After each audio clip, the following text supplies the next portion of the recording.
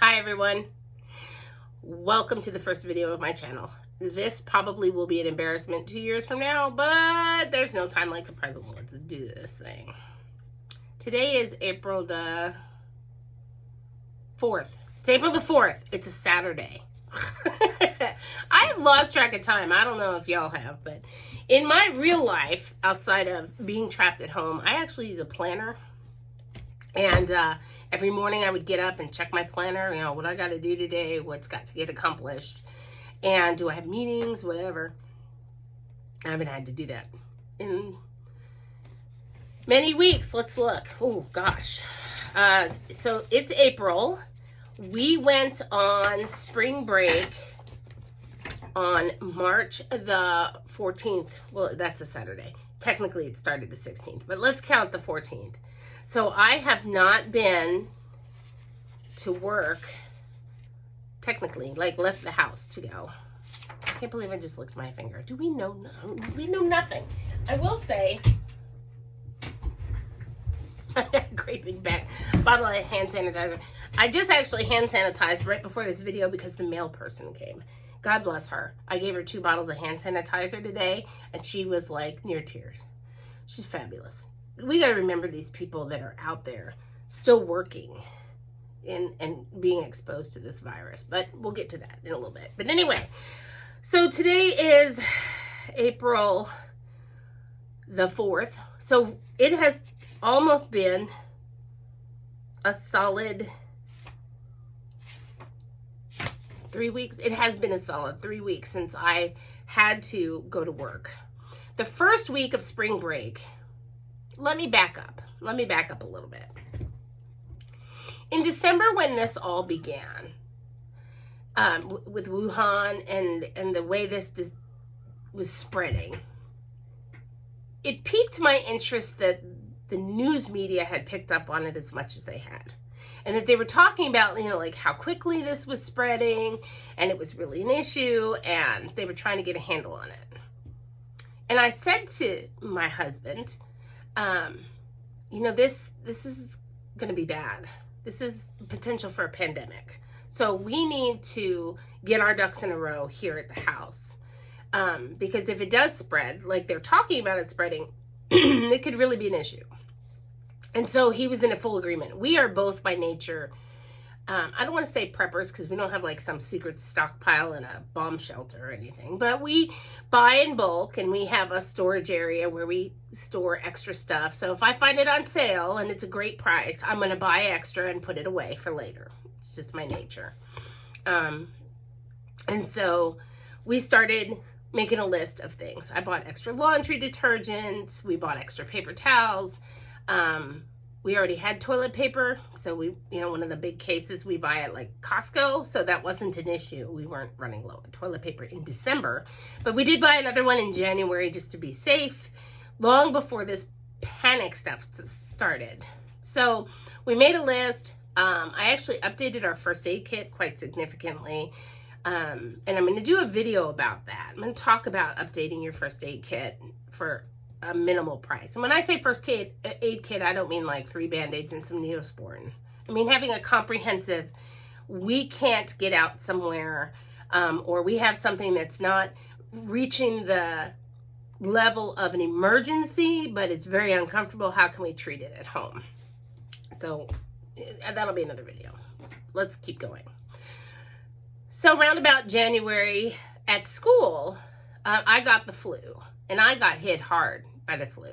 Like, I could not bounce back. It took me a good 2 or 3 weeks.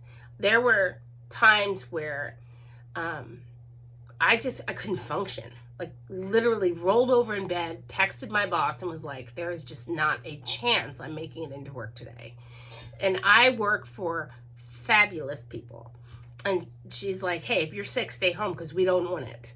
And, we'll make do. You're too valuable. Stay home. I was so flattered by that because I've worked for bosses in the past that are like, unless you are bleeding or your entrails are dragging, you need to come in. So in January, I fought this flu bug. And I watched the news with my spouse and saw how things were kind of escalating around the world. Now, we had plans this summer. In May, my son's getting married. Well, was getting married. In June, we were to go to Spain, Portugal, and Nova Scotia.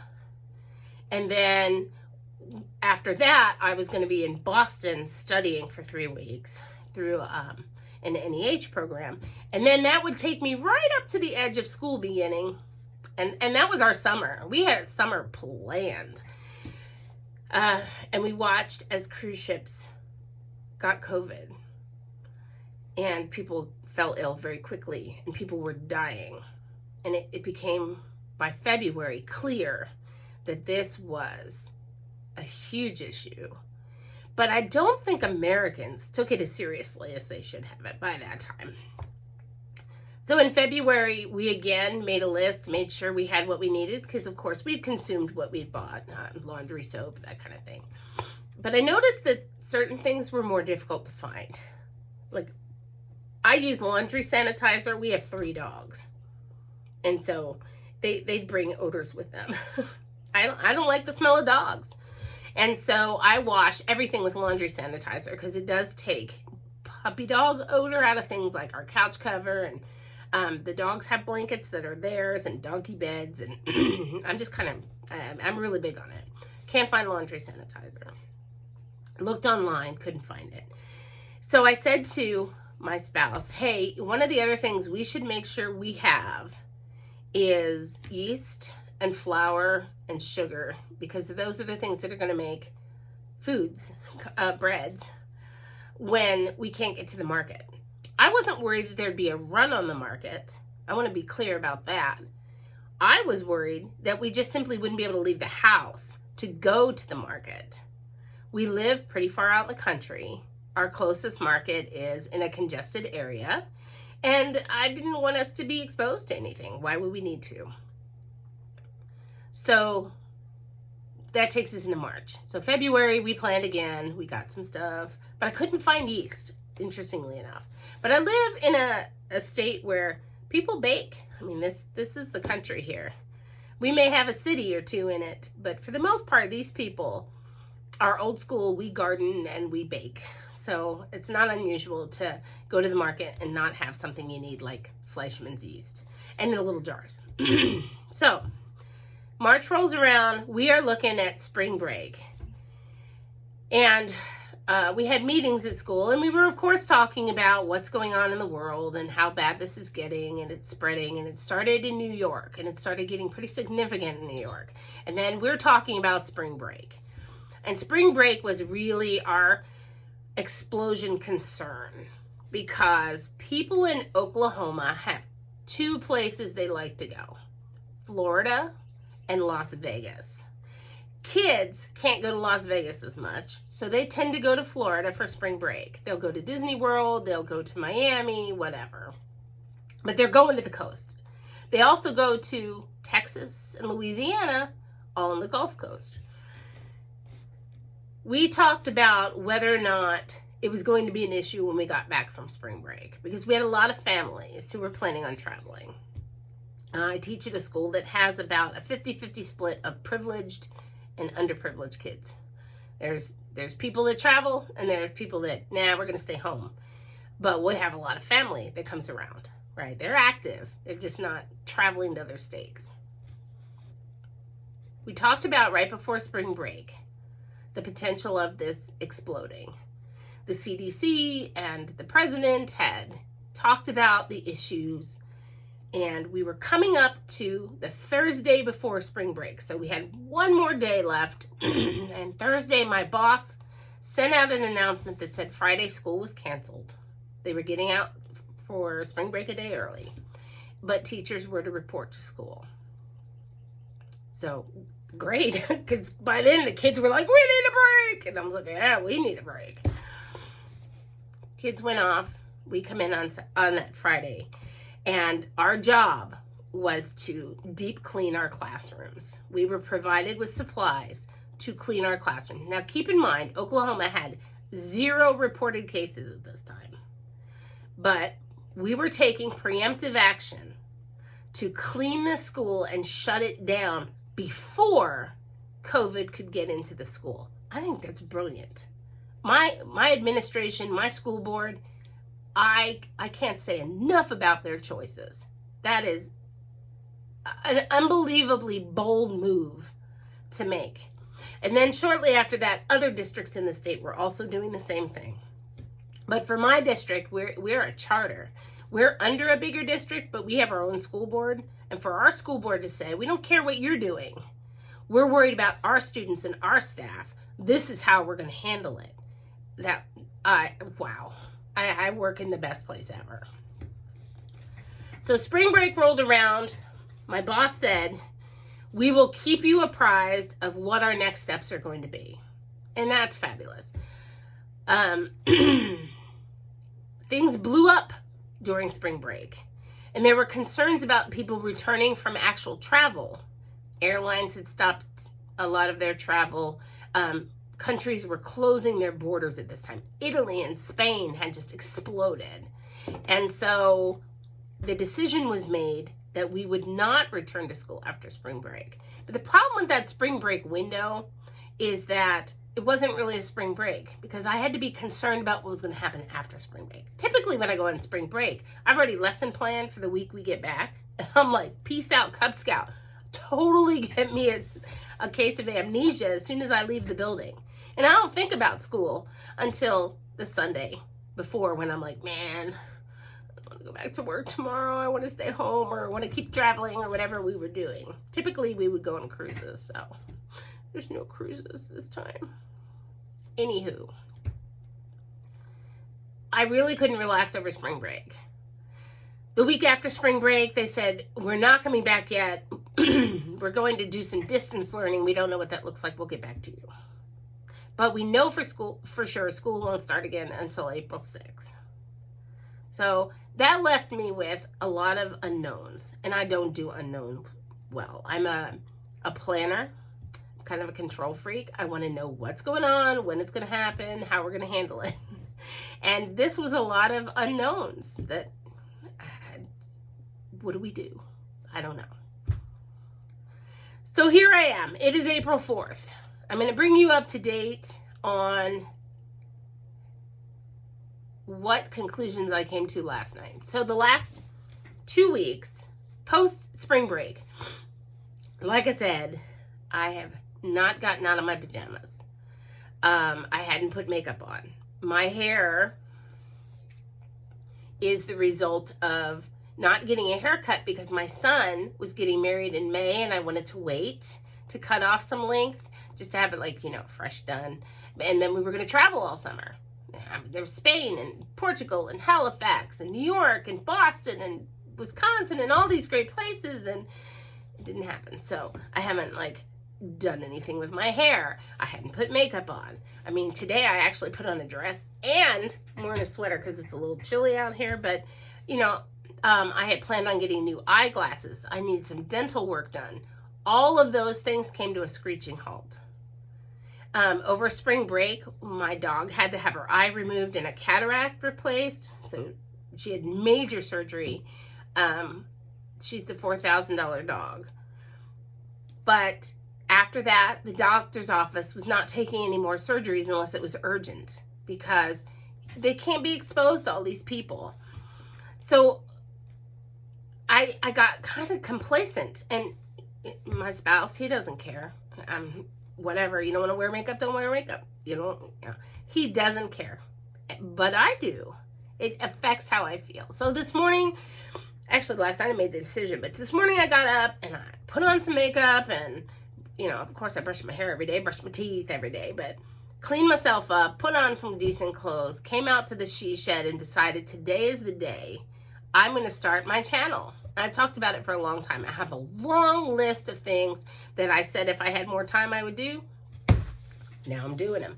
And all for the last 3 weeks, I haven't sat paralyzed in my jammies, eating ice cream and watching TV. That's not it at all. I have actually been functioning. So I've been getting things ticked off my list of, oh, great, I have time at home. Good. Let's start that garden we talked about. We'll do it a little bit earlier.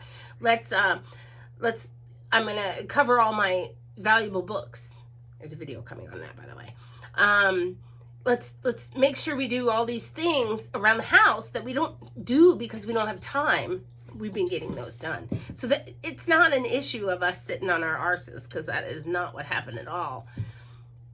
But I also feel like it's time to just do the things I want to do. Now, I have been reluctant to start a YouTube channel for some time because I'm a middle-aged chubby gal.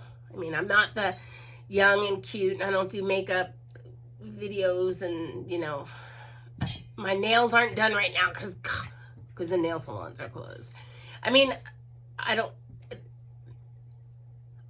if not now, when? I'm not going to do it if I just don't suck it up and do it. I'm not Miss America. That's okay. But if you are a pagan, I have lots of good, interesting information to share. And so it's worthwhile. Now, what have I been doing with my time in the last week? Well, I have developed a problem. You see it back here? It's called Amazon. It's a big problem for me. But it's not a problem because I can afford it. I'm getting paid. Unlike a lot of people, I'm not having to go on unemployment. My school's paying me out through the year, blah, blah, blah. And my boss has already said, even if we don't go back to school in the fall, we will still have some kind of learning system, and I will continue to have a job. So, yay. Knock wood. But anyway, all of these books are part of my collecting and building a really comprehensive quality pagan library. And so I'm going to be talking about different books over time that you might consider investing in. I'm going to be doing a book club on Zoom. So if some people are interested in that, there'll be more information coming. I'm not going to put that out here. I do have a private Facebook group. You have to, it's closed, so you have to fill out the little form, and I'll approve you or just not approve you. I'll boot your crazy ass if you come in there and act all the fool. But it's called The Switch Life. So you can find that on Facebook. And I'm just going to really try to connect with people that want to move beyond the 101 books. Some of the people that are looking to be more comprehensive and dive deeper into their practice and their connection and their spirituality. That's what this channel's about. It's not about the fluffy bunny kind of stuff. Now, will there occasionally be fluffy bunny? Maybe. But for the most part, we're looking for quality content. So this is going to help you grow. Or at least help me grow, because it's my channel. So there you have it. This is at 17 minutes and 50 seconds. I'm actually recording this on my phone. I have better equipment, but this is how I'm doing it right now. I'm going to be forcing myself every day to get up and function as I would if I was leaving the house. And just to be clear, I've left the house twice since March the 14th. I went through the drive-through lane at the Postal Service to mail my taxes. And I went to Target because I needed to try to find yeast. That was it in all this time. I did pump gas in my car when I went to the post office. I wore a glove, wiped everything with hand sanitizer. And it was just, it's necessary. Be safe. Don't take unnecessary risks. Stay away from other people. Keep that 6-foot distance, but also keep aware of what you're touching and what those people touched, because that's key as well. So, welcome to my channel. It's a spattering of everything, a little eclectic witchcraft here. Yeah, so I'll see you later. Thanks for listening and watching.